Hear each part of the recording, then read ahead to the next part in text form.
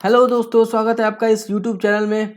देखिए, आज हम शुरू कर रहे हैं एक बहुत इंपॉर्टेंट सीरीज़ जिसमें हम डिस्कस करेंगे बिहार के पूरे एक वर्ष के करंट अफेयर को, जो आपके बिहार के किसी भी एग्ज़ाम के दृष्टिकोण से बहुत इंपॉर्टेंट होने वाला है। Specially BPSC, CDPO, Bihar SI, Bihar ASI, various exam होने वाले हैं अभी बिहार में। तो उन सारे एग्ज़ाम्स के दृष्टिकोण से ये बहुत इंपॉर्टेंट होने वाला है वीडियो, और ये इस सीरीज़ का पहला वीडियो है। ऐसे बहुत सारे वीडियो अभी और आएंगे। जब तक हमारे पूरे एक वर्ष के करंट अफेयर को हम लोग डिस्कस नहीं कर लेते तब तक मैं वीडियो लेके आऊँगा।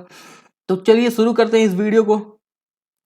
हमारा पहला प्रश्न है, बिहार के निवासी लौंगी भुइया ने किस जिले में 30 वर्षों की मेहनत से 3 किलोमीटर लंबी नहर बनाया है? तो इसका सही आंसर होगा ऑप्शन नंबर ए। ये गया जिले के कोठिलवा के निवासी हैं, और इनकी उम्र अगर पूछे आपसे तो ये ध्यान रखिएगा 78 वर्ष के हैं, 78 ईयर्स ओल्ड हैं ये। और लौंगी भुइया को दूसरे दशरथ माझी के रूप में भी जाना जाता है। और अगर हम बात करें दशरथ माझी की, तो ध्यान रखिएगा वो भी गया जिले के गहलोर गांव के निवासी हैं वो दशरथ माझी। और ध्यान रखिएगा जो बिहार में फल्गु नदी बहती है उसी के किनारे स्थित है गया, और गया में ही महाबोधि मंदिर भी है, आप इसे भी ध्यान रखिएगा। हमारा अगला प्रश्न है, बिहार का पहला जैव विविधता पार्क किस जिले में खोला गया है? तो इसका सही आंसर होगा ऑप्शन नंबर बी। ये बिहार के कुसियार गांव में खोला गया है, और ये कुसियार गांव जो है NH 55 के ऊपर स्थित है। अब हम बात करें जैव विविधता की, तो इसको समझ लेते हैं। जैव विविधता को देखिए हम क्या कहते हैं इंग्लिश में, बायोडाइवर्सिटी। अब बायो मतलब होता है लाइफ, और डाइवर्सिटी मतलब होता है वैरायटी। मतलब जो लाइफ की अलग अलग वैरायटी होती है उसको हम कहते हैं बायोडाइवर्सिटी। वो चाहे पेड़ पौधों की हो या जीव जंतु का हो, तो उसको हम कहते हैं बायोडाइवर्सिटी। और ऐसी जगह को हम क्या कहते हैं, बायोडाइवर्सिटी पार्क कहते हैं। अब देखिए बायोडाइवर्सिटी जो है वो विश्व में सबसे ज़्यादा पाया कहाँ जाता है और क्यों पाया जाता है, तो इसको भी समझ लेते हैं। तो देखिए पृथ्वी पर सबसे ज़्यादा जहाँ वर्षा होगी वहाँ सबसे ज़्यादा बायोडाइवर्सिटी पाया जाएगा। अब पृथ्वी पे सबसे ज़्यादा वर्षा कहाँ होती है, तो आपको पता है ये विषुवत रेखा है जिसको हम इक्वेटर कहते हैं। तो इसी के आसपास सबसे ज़्यादा वर्षा होती है। अब आपको पता होगा कि यहाँ वर्षा क्यों होती है। अगर नहीं पता तो हम इसको ज्योग्राफी के लेक्चर में डिस्कस करेंगे। अभी आप इतना समझ लीजिए कि यहाँ सबसे ज़्यादा विषुवत रेखा पे वर्षा होती है, और यही वर्षा होने के कारण सबसे ज़्यादा यहाँ पे बायोडाइवर्सिटी देखने को मिलता है। यहाँ पे आपको पता है अमेजन वन भी यहीं स्थित है। और अगर बात करें हम भारत में कि भारत में सबसे ज़्यादा जैव विविधता कहाँ पाई जाती है, तो आप ध्यान रखिएगा ये जो केरल का तट है यहाँ पे सबसे ज़्यादा जैव विविधता पाई जाती है। और क्यों? क्योंकि सबसे ज़्यादा बारिश यहीं होती है। जो मानसून 1 जून को जो मानसून यहाँ आता है सबसे ज़्यादा बारिश यहीं करता है। तो ये गुजरात से लेके केरल तक सबसे ज़्यादा बायोडाइवर्सिटी पाया जाता है, जिसको हम उत्तर पूर्वी क्षेत्र कहते हैं। ये वाला क्षेत्र, यहाँ पे भी सबसे ज़्यादा बारिश होती है, जिसके कारण यहाँ जैव विविधता बहुत ज़्यादा देखने को मिलता है। अब पूछे कि भारत में सबसे ज़्यादा कहाँ होता है, तो ध्यान रखिएगा केरल में सबसे ज़्यादा बारिश होती है और यहीं जैव विविधता देखने को मिलती है। अब हम बात करें बिहार की, तो देखिए अररिया में ही क्यों खोला गया है, क्योंकि यहाँ पे वर्षा ज़्यादा होती है। जो उत्तर पूर्वी बिहार है सबसे ज़्यादा पता है आपको बिहार में वर्षा कहाँ होती है, तो ये देखिए किशनगंज में सबसे ज़्यादा वर्षा होती है। और कह सकते हैं कि ये जो उत्तर पूर्वी भाग है बिहार का, यहाँ सबसे ज़्यादा वर्षा होती है। तो ये अररिया उसी इलाके में स्थित है। तो आप याद रखिएगा, अगर आपसे कोई पूछे कि जैव विविधता सबसे ज़्यादा कहाँ पाया जाता है, तो अब आप उसे बता सकते हैं कि सबसे ज़्यादा जहाँ वर्षा होगी वहाँ सबसे ज़्यादा विविधता, जैव विविधता पाई जाती है। और जैव विविधता से आप याद रखिएगा जैव विविधता दिवस कब मनाते हैं, तो 22 मई को मनाते हैं जैव विविधता दिवस। तो आई होप आपको ये सब समझ में आया होगा। तो इसका सही आंसर आपको पता चल गया है, अररिया इसका सही आंसर है। चलिए हम अपने अगले प्रश्न की तरफ चलते हैं। हमारा अगला प्रश्न है, बिहार के किस जिले में फिश ब्रूड बैंक बनाया जाएगा? तो पहले आप ये समझिए कि जो फिश ब्रूड बैंक होता क्या है। तो ध्यान रखिएगा जो मछली के बच्चे होते हैं, जो मछली के अंडे होते हैं, उनको संरक्षित करके रखा जाएगा इस बैंक में। ये बेसिकली बिहार में मछली उत्पादन को, मत्स्य उत्पादन को बढ़ावा देने के लिए ये बैंक खोला गया है। तो इसका सही आंसर क्या होगा? ऑप्शन नंबर डी इसका सही आंसर होगा। सीतामढ़ी में बैंक खोला गया है। और अगर आपसे पूछे कि ये जो बैंक है किस योजना के तहत खोला गया है, तो ध्यान रखिएगा ये मत्स्य संपदा योजना के तहत ये बैंक खोला गया है। और अगर आपसे पूछा जाए कि ये जो योजना है ये चालू कब हुआ था, तो ध्यान रखिएगा सितंबर 2020 में इस योजना को स्टार्ट किया गया था। और कब तक के लिए, तो 2024-2025 तक के लिए ये स्टार्ट किया गया है योजना। और इस योजना का एम क्या है तो वो भी ध्यान रखिएगा, जो क्वालिटी है और जो क्वांटिटी है दोनों को बढ़ावा देना है इस योजना के तहत। और एक और बात यहाँ याद रखिएगा, जो मछली उत्पादन के लिए जो क्रांति एक चलाई गई है उसको क्या कहते हैं, कौन सी क्रांति कहते हैं? जैसे होता है ब्रॉन्ज रेवोल्यूशन, ब्लैक रेवोल्यूशन, तो इसको क्या कहते हैं? तो ध्यान रखिएगा, इसको ब्लू रेवोल्यूशन कहते हैं, नीली क्रांति कहते हैं, जिसके तहत मत्स्य उत्पादन को बढ़ावा देना है। तो आप इस एक प्रश्न में इतनी सब बातों को ध्यान रखिएगा, कहीं से भी एग्जाम में आपसे पूछा जा सकता है।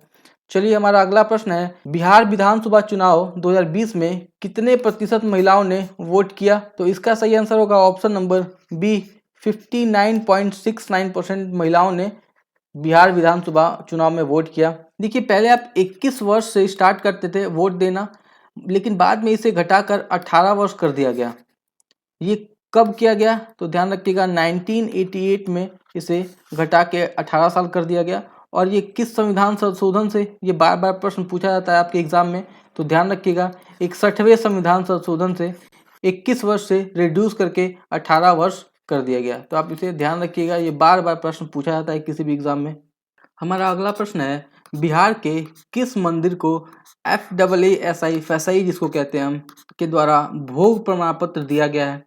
तो इसका सही आंसर होगा ऑप्शन नंबर ए, ये पटना में स्थित है महावीर हनुमान मंदिर को दिया गया है फसई द्वारा भोग प्रमाण पत्र। देखते हैं ये भोग प्रमाण पत्र होता क्या है। देखिए ये जो भोग है ना, ये हिंदी वर्ड नहीं है, ये इंग्लिश वर्ड है, जिसका फुल फॉर्म होता है blissful hygiene offering to God. ये हम लोग बोलचाल की भाषा में भोग कहते हैं, भगवान को भोग चढ़ावा। तो ये वो वाला भोग है। और इसे दिया किसके द्वारा जाता है? तो ध्यान रखिएगा फसई के द्वारा दिया जाता है। इसका भी फुल फॉर्म आप देख लीजिए, food safety and standard authority of India, इसी के द्वारा भोग प्रमाण पत्र दिया जाता है। ध्यान रखिएगा ये स्टार्ट कब हुआ था ये प्रमाण पत्र देना?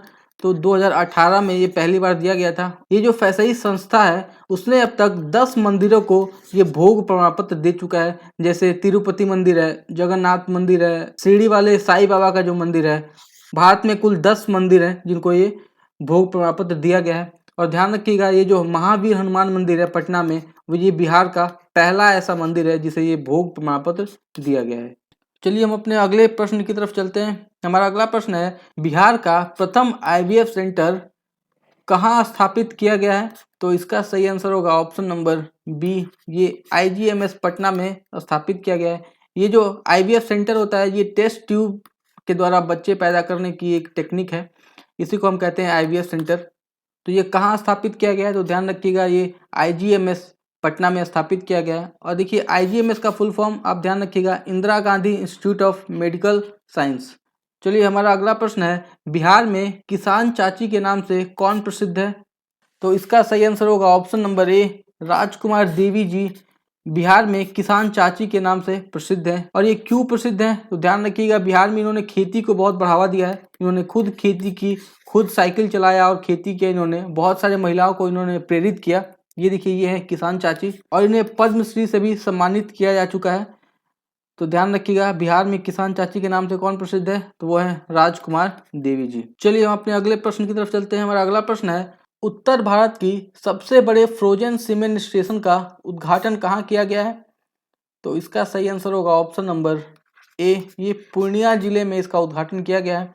और पूछा जाए कि किसने इसका उद्घाटन किया, तो ध्यान रखिएगा ये है प्रधानमंत्री मोदी जी ने इसका उद्घाटन किया। और ये जो स्टेशन है वो किस योजना के तहत स्थापित किया गया है? तो ध्यान रखिएगा राष्ट्रीय गोकुल मिशन के तहत ये योजना चलाया गया, ये स्टेशन स्थापित किया गया है। और ये स्टेशन स्थापित करने में लागत कितनी आई है? तो ध्यान रखिएगा 8,400 करोड़ रुपए लागत आई है इसकी। अब देखिए बेसिकली ये जो फ्रोजन सिस्टम है ये खोला क्यों गया है, इसका क्या कारण है, क्यों इसमें होगा क्या, ये बातें आप समझ लीजिए।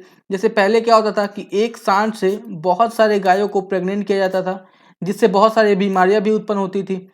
तो इसी को देखते हुए ये फ्रोजन सिस्टम खोला गया है। अब क्या होगा, इस फ्रोजन सिस्टम में जो सांड है उसके जो स्पर्म को स्टोर किया जाएगा, और जब जब जरूरत पड़ेगा तब तब वो गाय को दिया जाएगा। तो इससे बहुत सारी जो बीमारियां होती थी उससे बचा जा सकता है। और अगर आपसे पूछ ले कि ये जो पूर्णिया है, पूर्णिया जिले में खोला जाएगा, लेकिन पूर्णिया जिले में कहाँ खोला जाएगा, तो ये भी आप ध्यान रखिएगा, ये पूर्णिया के मरंगा जिले में खोला जाएगा। चलिए हम अपने अगले प्रश्न की तरफ चलते हैं। हमारा अगला प्रश्न है, हाल ही में प्रधानमंत्री द्वारा कितने करोड़ रुपए की घर तक फाइबर योजना का शुभारंभ किया गया है? तो इसका सही आंसर होगा ऑप्शन नंबर सी, ये 14,000 करोड़ रुपए इसकी लागत है। और अगर आपसे पूछा जाए कि ये जो योजना है ये किस योजना के तहत चलाया जा रहा है, तो ध्यान रखिएगा ये है भारत नेट योजना के तहत इस योजना को चलाया जा रहा है। और दूसरा अगर आपसे पूछ ले या जो ऑप्टिकल फाइबर होता है वो किस सिद्धांत पे काम करता है, तो ध्यान रखिएगा वो पूर्ण आंतरिक परावर्तन के सिद्धांत पे काम करता है। अब देखिए ये जो फाइबर योजना है न्यूज़ में है, तो इससे भी इम्पोर्टेंट कुछ फैक्ट देख लेते हैं। जैसे देखिए ये कब स्टार्ट हुआ था, तो सितंबर 2020 में ये स्टार्ट हुआ था। और इसे लॉन्च कौन किया था, तो ध्यान रखिएगा प्रधानमंत्री जी ने लॉन्च किया था, बिहार से ही इसे लॉन्च किया गया था। और ये किस मंत्रालय के अंतर्गत आता है, तो ये भी आप ध्यान रखिएगा सूचना प्रौद्योगिकी मंत्रालय के अंतर्गत ये आता है। चलिए हमारा अगला प्रश्न है, बिहार विधानसभा चुनाव 2020 में किस एकमात्र निर्दलीय प्रत्याशी ने चकाई विधानसभा क्षेत्र से जीत दर्ज की थी? तो इसका सही आंसर होगा ऑप्शन नंबर ए, सुमित कुमार सिंह। और ध्यान रखिएगा ये जो चकाई विधानसभा है ये किस जिले के अंतर्गत आता है, तो ये जमुई जिले के अंतर्गत आता है चकाई विधानसभा। और अगर आपसे एग्जाम में पूछ ले कि इन्होंने किसको हराया है, तो आप इसे भी याद रखिएगा, इन्होंने आरजेडी की जो पूर्व विधायक थी सावित्री देवी जी, उन्हीं को 581 वोटों से हराया है। चलिए हमारा अगला प्रश्न है, ये देखिए ये हैं सुमित कुमार सिंह जी। हमारा अगला प्रश्न है, बिहार सरकार द्वारा कक्षा 1 से 12 के छात्रों के लिए कौन सा एक ऐप लॉन्च किया गया है? तो इसका सही आंसर होगा ऑप्शन नंबर डी, विद्या वाहिनी। ये लॉन्च किया गया है 1 से 12 तक के लिए। इसमें होगा क्या, देखिए जो 1 से 12 तक के जितने भी पुस्तकें होंगी इसको ये बच्चे डाउनलोड कर सकेंगे ऑनलाइन। और यही ध्यान रखिएगा मेरा मोबाइल मेरा विद्यालय जो ऐप है ये भी 6 से 12 तक के बच्चों के लिए एक ऐप लॉन्च किया गया है। हमारा अगला प्रश्न है, नवगठित नीतीश कुमार की सरकार में प्रोटेम स्पीकर के तौर पे किसे नियुक्त किया गया था? तो इसका सही आंसर होगा option number A, Jitan Ram Manjhi ji को प्रोटेम स्पीकर के तौर पे नियुक्त किया गया था। अब देखिए प्रोटेम स्पीकर का काम क्या होता है, जो प्रोटेम स्पीकर है उसका अर्थ ही होता है कुछ समय के लिए। इसमें 2-3 बातें आप याद रखिएगा। पहला तो देखिए ये कि इसे नियुक्त कौन करता है, तो राष्ट्रपति इसे नियुक्त करता है और शपथ भी राष्ट्रपति इसे दिलाता है। ये अमूमन जो सदन होता है उसका वरिष्ठ व्यक्ति होता है प्रोटेम स्पीकर, आप इसे ध्यान रखिएगा। और दूसरा ये जो नए लोग चुन के आते हैं सदन में उनको शपथ दिलाना इनका काम होता है।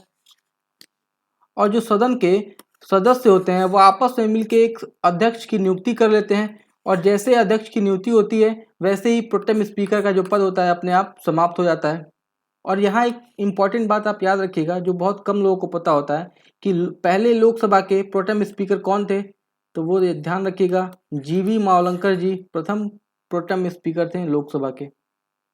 हमारा अगला प्रश्न है, बिहार में स्थित गोगाबिल झील को एक पर्यटक स्थल बनाने की बात की गई है, यह किस जिले में स्थित है? तो इसका सही आंसर होगा ऑप्शन नंबर बी, ये कटिहार जिले में स्थित है। और ध्यान रखिएगा ये जो झील है वो 217 एकड़ जमीन में फैला हुआ है। और गोगाबिल झील की एक खासियत आप याद रखिएगा, जैसे मान लीजिए ये गोगाबिल झील है तो इसके उत्तर में महानंदा नदी और काखर नदी, और इसके पूर्व में और दक्षिण में जो गंगा नदी है ये दोनों मिलके गोगाबिल झील का निर्माण करती है। हमारा अगला प्रश्न है, देश का पहला मॉडल न्यूट्रिशनल गांव बिहार के किस जिले में स्थित है? तो इसका सही आंसर है ऑप्शन नंबर बी, ये पटना जिले के कुकरी, में इसको लिख देता हूं, कुकरी बीघा जो गांव है वहां स्थित है ये। और देखिए इस गांव की खासियत क्या है, तो ध्यान रखिएगा यहाँ सिर्फ पोषण युक्त अनाज की खेती की जाएगी और rural development council harvester plus के साथ इस गांव का निर्माण कर रहा है। और इसी के साथ आप याद रखिएगा बिहार के कृषि मंत्री कौन है, तो वो हैं प्रेम कुमार जी। हमारा अगला प्रश्न है, बिहार के किस जिले में तितलियों के 6 नई प्रजातियों को खोजा गया है? तो इसका सही आंसर होगा ऑप्शन नंबर ए, ये राजगीर जिले में तितलियों के 6 नई प्रजाति को खोजा गया है। हमारा अगला प्रश्न है, स्वच्छ सर्वेक्षण 2020 के अनुसार पटना का स्थान क्या था? तो इसका सही आंसर होगा ऑप्शन नंबर डी, पटना का स्थान था 47वां। और बात करें पहले स्थान की तो ध्यान रखिएगा मध्य प्रदेश का इंदौर जो है पहले स्थान पे था, वो भी चौथी बार। और दूसरे स्थान पे गुजरात का सूरत। और बात करें तीसरे स्थान की तो वो था नवी मुंबई। और ये जो रिपोर्ट है वो जारी कौन करता है तो ध्यान रखिएगा ministry of housing and urban affair इस रिपोर्ट को जारी करता है। हमारा अगला प्रश्न है पुस्तक नित्य नूतन बिहार उन्नायक नीतीश कुमार के लेखक कौन है? तो इसका सही आंसर होगा ऑप्शन नंबर ए, प्रोफेसर कामेश्वर झा इस पुस्तक के लेखक हैं। और ध्यान रखिएगा इस पुस्तक में नीतीश कुमार जी को राजनीतिक संत बताया गया है, तो आप ये ध्यान रखिएगा। और पूछा जाए कि ये कामेश्वर झा कहाँ के रहने वाले हैं तो ये बिहार के मधुबनी जिले के रहने वाले हैं। ये देखिए ये है इनकी पुस्तक और ये है नीतीश कुमार जी। चलिए हमारा अगला प्रश्न है ई स्टोरेज सिस्टम लागू करने वाला भारत का पहला राज्य कौन सा है? तो इसका सही आंसर होगा ऑप्शन नंबर डी, बिहार राज्य है भारत का पहला ऐसा राज्य जहां पे ई स्टोरेज सिस्टम लागू होगा। हमारा अगला प्रश्न है गरुड़ संरक्षण में बिहार का स्थान कौन सा है? तो देखिए विश्व में कुल गरुड़ की संख्या आप ध्यान रखिएगा 1800 है, मात्र 1800, जिसमें से बिहार के भागलपुर में 600 गरुड़ मिलते हैं। तो बात करें अगर हम बिहार के स्थान की तो वो तीसरा है पूरे विश्व में।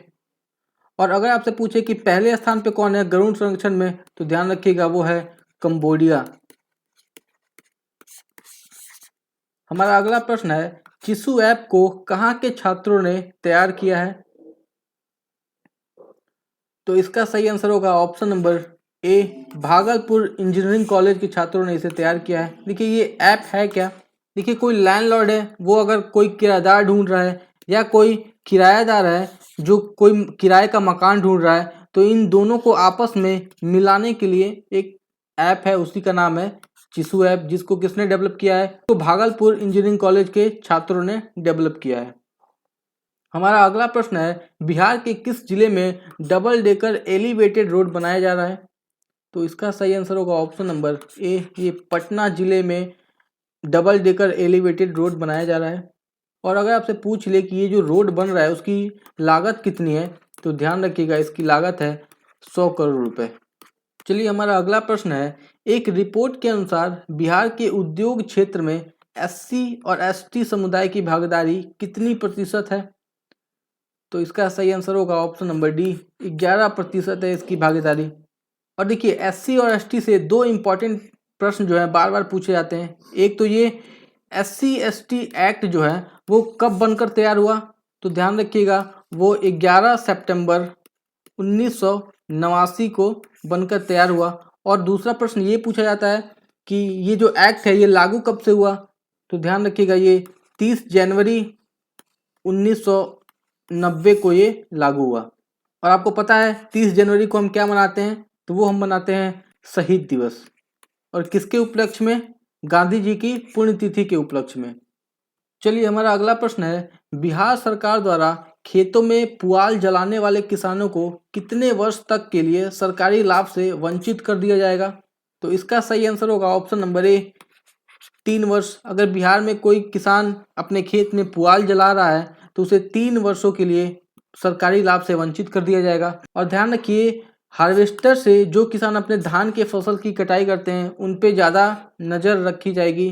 तो दोस्तों ये हमारे 25 प्रश्न यहाँ पे पूरे हुए। इस वीडियो में इतना ही, हम फिर नेक्स्ट वीडियो में मिलेंगे। और अगर आपको ये वीडियो थोड़ा सा भी लगता है कि आपके एग्ज़ाम के दृष्टिकोण से इम्पॉर्टेंट है तो प्लीज़ इस वीडियो को लाइक करिएगा एंड इस चैनल को सब्सक्राइब करिएगा। थैंक यू एंड जय हिंद।